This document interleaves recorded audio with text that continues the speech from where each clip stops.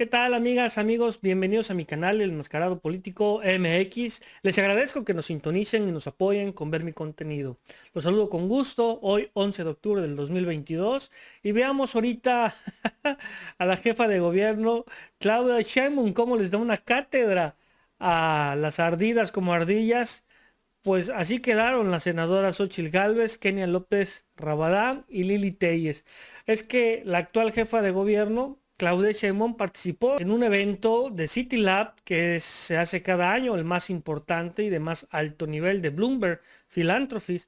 Este evento pues está enfocado en temas de iniciación gubernamental, donde participan 500 invitados especiales y destacan pues varios alcaldes y alcaldesas de Atenas, Grecia, Washington, San Francisco, California, Alabama, Baltimore, entre otros, de Estados Unidos, de Polonia, de Ucrania y pues diferentes países, ¿no? La jefa de gobierno, Claudia Sheinbaum, participó de manera virtual en el que destacó los enlaces de la creación de la Agencia Digital de Innovación Pública.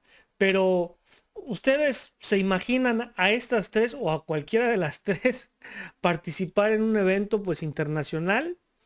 Sobre todo con las actuaciones de Lili Téllez recientemente, solo denostando, faltando al respeto, siendo grosera. Pues yo creo que con ese tipo de actuaciones, pues a lo mejor aquí a nivel internacional, pues será que la haga y así quiere llegar a la presidencia. O sea, ¿dónde está su cabeza, no? Pero vamos la participación después del intro de la jefa de gobierno de la Ciudad de México.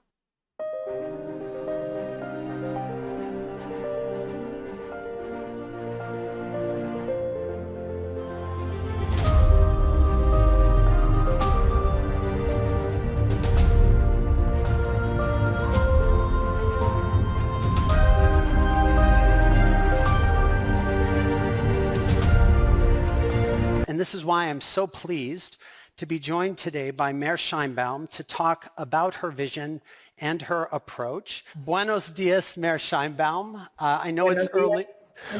It's early there. Welcome to City Lab. Thank you very much for the invitation, and welcome to Mexico City. Bye. It's great to see you again.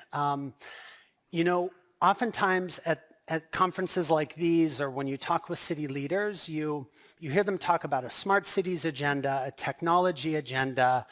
They talk a lot about the solution. I really noticed when you and I met that is not at all where you start these conversations. Tell us why this agenda has been important to you and what it's grounded in. Yes, thank you very much. Well, since we entered to the government, we say that the city's motto for our government is that we are a city of rights and innovation. Rights mean for us the right for education for everybody, to public health, better environment, access to internet, and a better relation between citizens and government.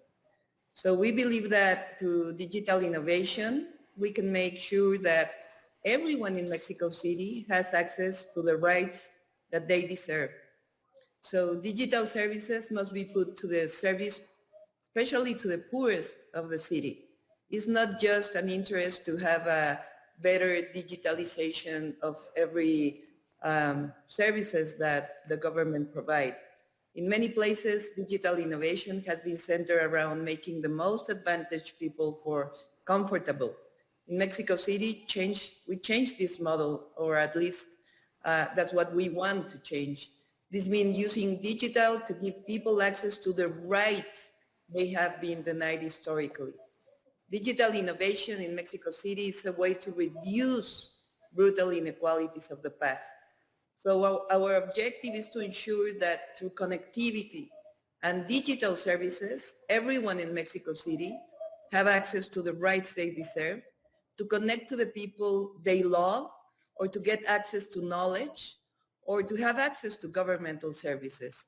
So it's more than putting the government in the service to the people, rather than a thing that government needs to digitalize every permit that they have. Incredibly powerful and ambitious and beautiful vision. So we'll talk in a moment about the breadth and the impact that you're having. But first, you're an engineer. I know you can get into the weeds.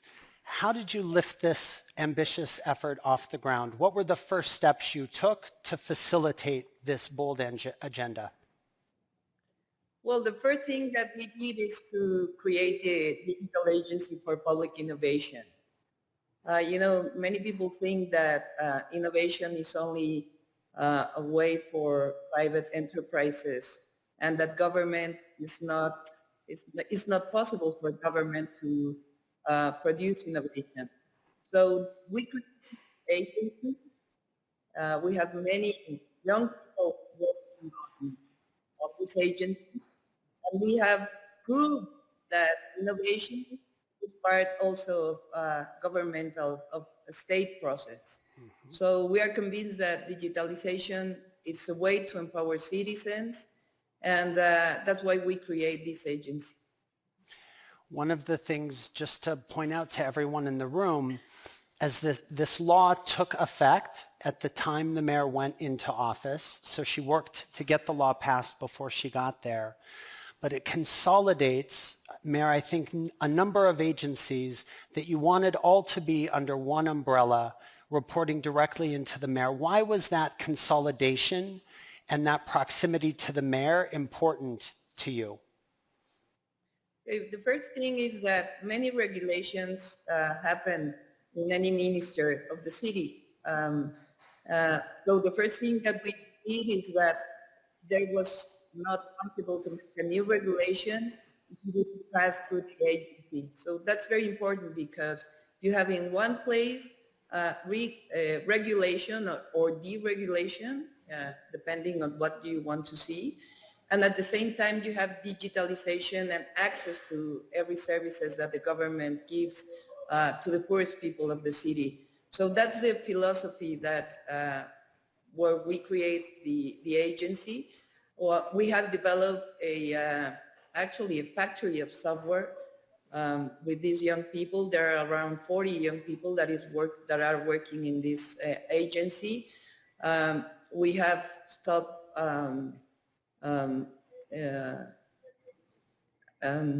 paying for services, for digital services, and we are actually, bringing everything almost for free. We have created a lot of software for inside the government and outside the government, and decreasing many tramits that we have to do by the services that the government provide.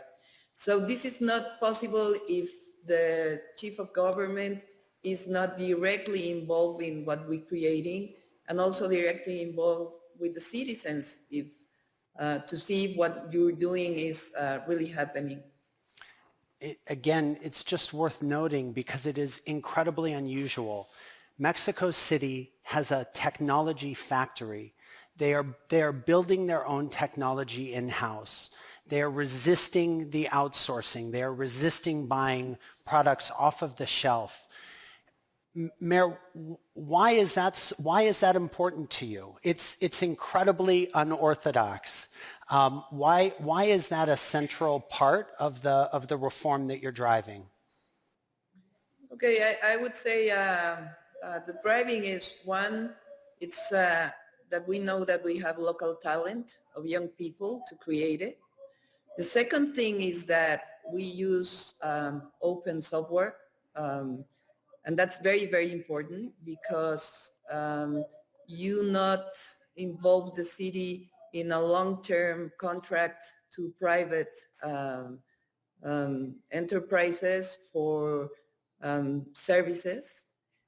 So we develop it. And the other thing is that we save a lot of money, almost about probably 150,000 really? $150 million doing this. Great.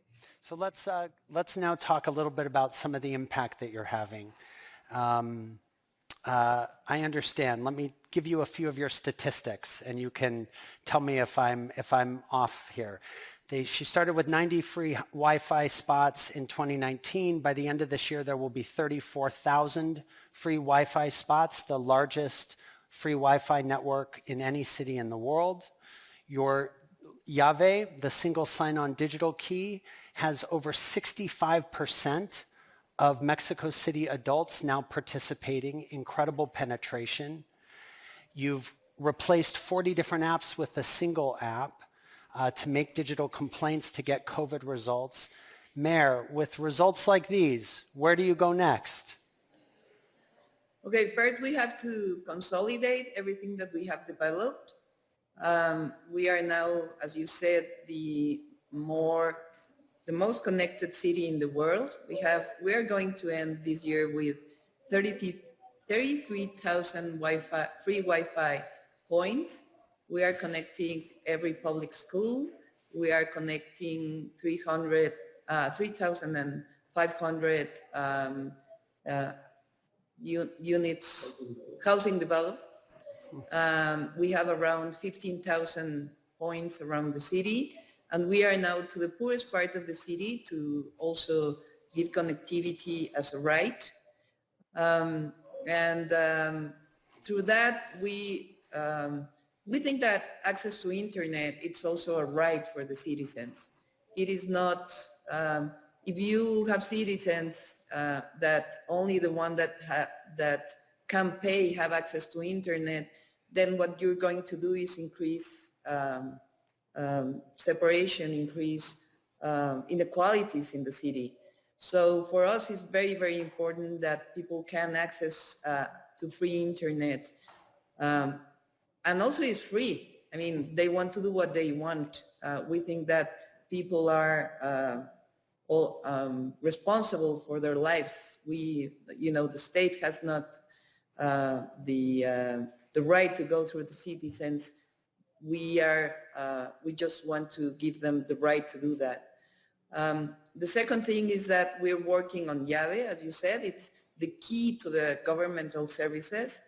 So we are going to consolidate llave. So if you have 18 years old and you are going to have your first, connect to the government, what we want is along your life, if you live in Mexico City, you don't have to give any other paper that the government already have. Maybe if you change your address or something like that, but you have your small key or your small file, your small file, save file for every citizens in Mexico City.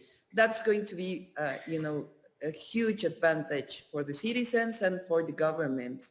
So you're going to have a digital connection, and probably you're going to end the lines. The other thing that we have digital driver licenses, digital, permit for your car, and many other digital services that put the Mexico City in another part, comparing to other cities, not only in Mexico, but in the world.